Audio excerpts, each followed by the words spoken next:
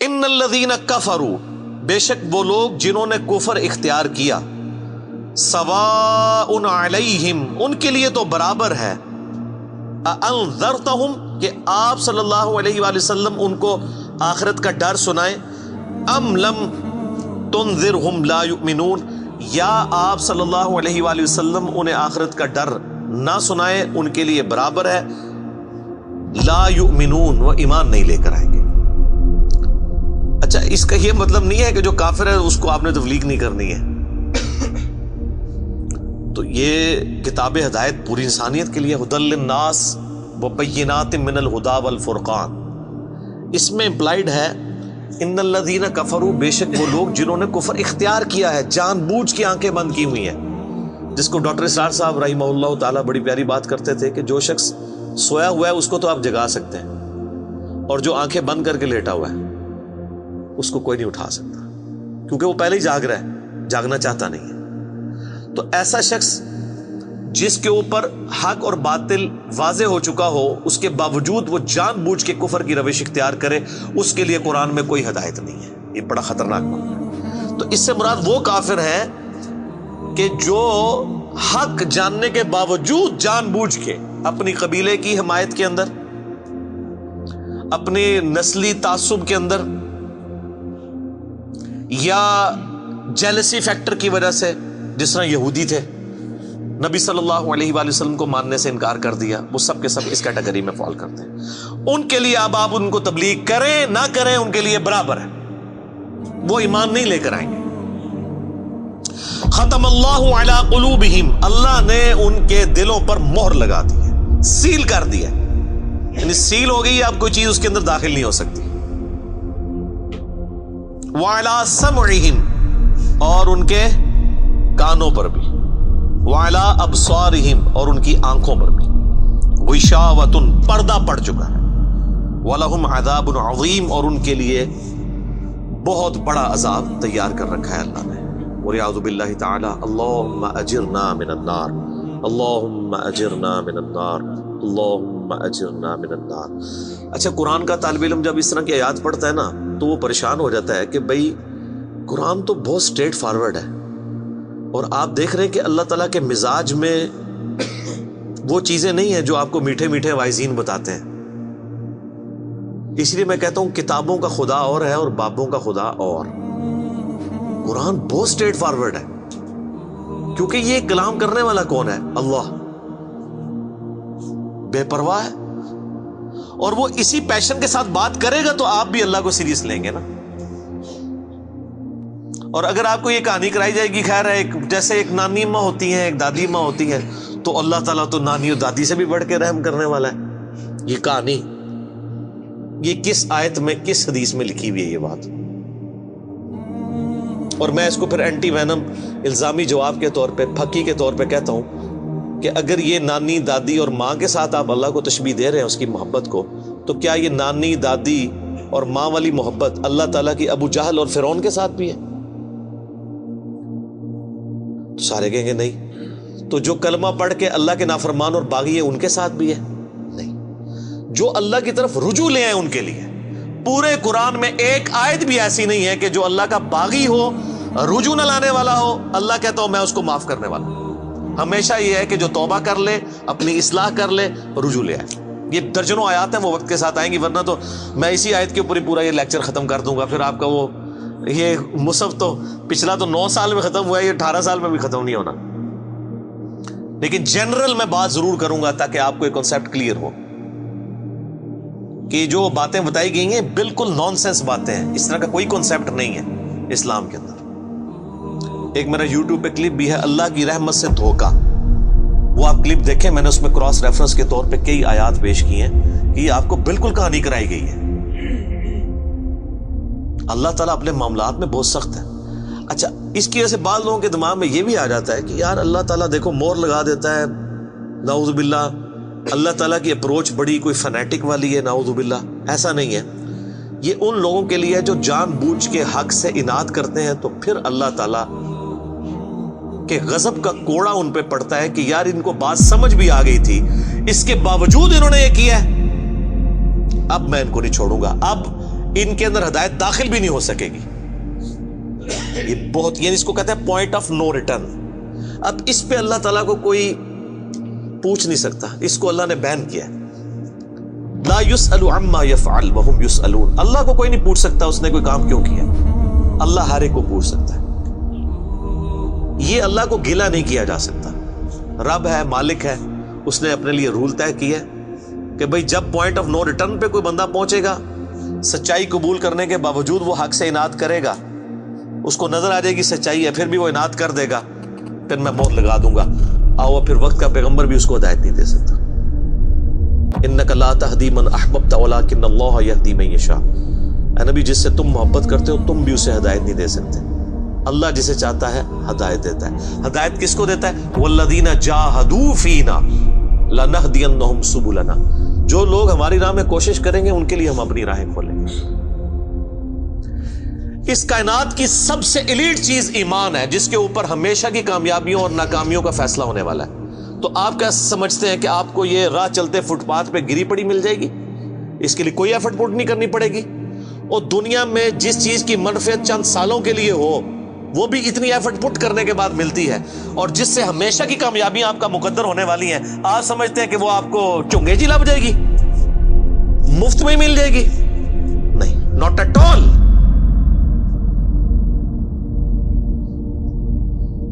میری وائف نے جب پہلی دفعہ قرآن پڑھا نا شادی کے بعد، میں نے اس کو ایک قرآن کلاس ہوتی تھی رمضان شریف میں، تو میں نے کہا میں بچے وغیرہ میں دیکھوں گا، تم نہ صرف ایک دفعہ قرآن پڑھ لو تاکہ تمہیں پتہ چلے قرآن میں لکھا کیا ہوا ہے. قرآن آپ اکیلے بیٹھ کے تو ظاہر ہے اس طرح نہیں ہے، ایک ماحول ہوتا ہے، ایک ڈیکورم ہے، کلاس ہے جس طرح یہاں لوگ بیٹھے. تو رمضان میں پورا قرآن اس نے مکمل کیا نا، تو میں نے اس سے پوچھا تم نے کیا یعنی اس سے حاصل کیا؟ اس نے کہا جی اللہ بہت سخت ہے، اور جس خدا کا تعارف ہمیں ہمارے ماں باپ اور یہ معاشرہ کرواتا ہے وہ خدا نہیں ہے جو قرآن میں ہے. اللہ تو اپنے معاملات میں بہت سخت ہے. یہ کتاب انذار ہے، تبشیر اور بشارت ان کے لیے جو بات مانتے ہیں. جو نہیں مانتے ہیں ان کے لیے عذاب کا کوڑا ہے یہ کتاب. کیونکہ اللہ ہے نا، یہ کائنات اس نے اس لیے بنائی ہے کہ آپ جانوروں کی طرح کھائیں پیئیں، اولاد پیدا کریں اور مر جائیں. انسان کو اس نے اپنے لیے پیدا کیا ہے. پوری کائنات انسان کے لیے اور انسان کو اپنے لیے. وما خلقت الجن والانس الا لیعبدون. اچھا، یہ جو بات ہے نا ختم اللہ علی قلوبہم وعلی سمعہم وعلی ابصارہم، مور لگا دی ان کے دلوں پر، کانوں پر، آنکھوں پر، پردہ ڈال دیا، اب عذاب ہی ان کو آئے گا. یہ آپ نے اگر بات سمجھنی ہے نا تو آپ پارہ نمبر 7 کے آخری صفحے پہ آ جائیں. سورۃ الانعام میں آیت نمبر ہے 110، 7ویں پارے کی آخری آیت. آپ کے یہ بلو والے قرآن میں 142 نمبر پیج کی آخری آیت 110 نمبر. وَنُقَلِّبُ أَفْئِدَتَهُمْ وَأَبْصَارُهُمْ. ہم پھیر دیتے ہیں ان کے دلوں کو اور ان کی آنکھوں کو، عقل اور ان کی آنکھوں کو، کہ وہ حق بات قبول نہ کریں. حق سے اللہ فرماتا ہے کہ میں ان کو حق سے اندھا کر دیتا ہوں. کما لم یؤمنوا به اول مرہ، جس طرح کہ انہوں نے بھی تو پہلی دفعہ جب ان کے اوپر حق کھلا تھا انہوں نے ایمان لانے سے روح گردانی کی تھی نا، اب یہ چاہیں گے بھی نہ تو میں ان کو اسلام کی طرف نہیں آنے دوں. وَنَذَرُهُمْ فِي طُغْيَانِهِمْ يَعْمَهُونَ، اور میں ان کو چھوڑ دوں گا اپنی سرکشی میں بھٹکتے پھریں.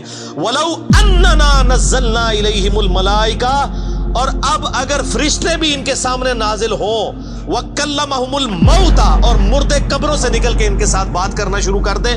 وَحَشَرْنَا عَلَيْهِمْ كُلَّ شَيْءٍ قُبُلًا، اور ہر چیز جن کا ان سے وعدہ کیا تھا ان کی آنکھوں کے سامنے آ جائے، قیامت بھی، عذاب بھی، سب کچھ بھی. مَا كَانُوا لِيُؤْمِنُوا، پھر بھی ایمان نہیں لے کے. یہ ہے سر کتابوں کا خدا. یہ نانی اماں، دادی اماں اور ماما نہیں ہے، یہ اللہ ہے. کتنی سختی ہے کہ فرشتے بھی. اب مجھے بتائیں کسی سے مردہ نکل کے قبر سے کہے کہ میری تو پھینٹی لگ گئی ہے، آپ کو تو پوری زندگی نیند نہیں آنی ہے، لیکن اللہ فرما رہا ہے پھر بھی ایمان نہیں لے کے آئیں گے. کر لو جو کر، یہ اللہ کہہ رہا ہے. آمین. الا ان یشاء اللہ، ہاں اگر اللہ ہی چاہے زبردستی کسی کو اس طریقے سے ہدایت دے تو وہ الگ بات ہے. ولیکن اکثرہم یجہلون، لیکن اکثر لوگ جہالت کا شکار ہیں. وہ اپنی وشفل تھنکنگز کے اندر، امانیہم جنہیں کہا گیا ہے، وہ ان میں پھر رہے ہیں، پھرتے رہے۔ اللہ تعالیٰ اپنے معاملات میں بہت سخت ہے میرے بھائیوں، اللہ کو سیریس لینے کی ضرورت ہے۔ ظاہر ہے اس کائنات کی ایک ہی حقیقت ہے، وہ اللہ ہے، اگر اس کو کوئی سیریس نہیں لیتا تو اللہ تعالیٰ کے لیے کیا ہے؟ وہ تو اپنے نبی سے 3 دفعہ قرآن میں کہلوا رہا ہے، قل انی اخاف ان عصیت ربی عذاب یوم عظیم، اے نبی تم فرما دو کہ بالفرض اگر میں بھی اپنے رب کی نافرمانی کروں تو مجھے خود اس بات کا ڈر لگا ہے کہ بڑے دن کا عذاب مجھے بھی آ پکڑے گا۔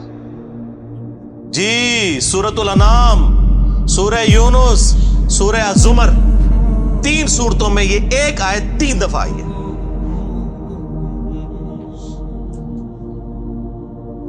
آپ مجھے بتائیں، جو آپ کو کہتے ہیں جناب ہم بخشوا لیں گے، ہم اپنے مریدوں کو لے جائیں گے، اور تو انہوں کھنگن نہیں دینا کسی نے ہوتے، تو یہ اس لیے کہ نہ انہوں نے خود قرآن پڑھا ہوا ہے اور نہ آپ کو پڑھنے دیں گے، ورنہ آپ کا دماغ کھل جائے۔ او جی گاڈ از آل لونگ، یہ کرسچنز نے بھی ایک دھوکہ دیا ہے نا، گاڈ از آل لونگ، تو میں نے ان کو بھی پھکی دی تھی کہ اگر گاڈ از آل لونگ ہے اور وہ آل لونگ کا کانسیپٹ پھر صوفیاء کے ہاں ادھر مسلمانوں میں بھی داخل ہوا، وہ جی اللہ کو ہماری نمازیں چاہیے، اور سر اللہ نے کب کہا مجھے تمہاری نمازیں چاہیے؟ اللہ کہتا ہے تمہیں تمہارے لیے نمازیں چاہیے، اللہ کے لیے نہیں، اپنے لیے۔